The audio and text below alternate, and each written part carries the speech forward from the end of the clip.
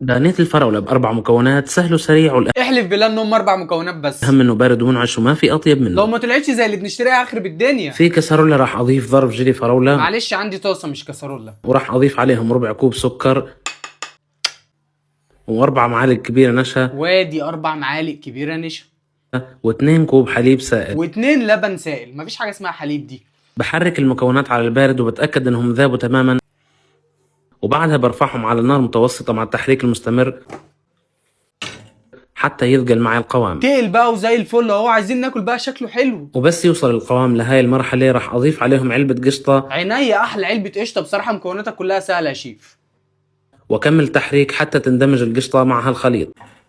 وبس صار جاهز عندي دانية الفراولة، ببلش أسكبه في أكواب التقديم. احلى حاجه في الشيف ده يا جماعه ان هو قال 4 مكونات، وفعلا 4 مكونات. اكيد ما بيتفرجش على شيفات مصريين. يا ربي على الحلاوه يا جدعان، ايه ده؟ ودخله التلاجة يبرد ويتماسك. عينيا احلى تلاجة. وعقبال ما تخرج من التلاجة المفروض تقول لصاحبك الحقيقه، ولا تسيبه براحته لحد ما الايام تعرفه. انا شايف ان كل واحد حر في حياته، وان اسيبه براحته ده احسن حل. صح ولا غلط؟ وبقدمه بارد وصحتين وألف عافية. يا لهوي على المنظر يا جدعان بعد ما طلعت من التلاجة. انا ما شفتش احلى من كده. يلا بسم الله.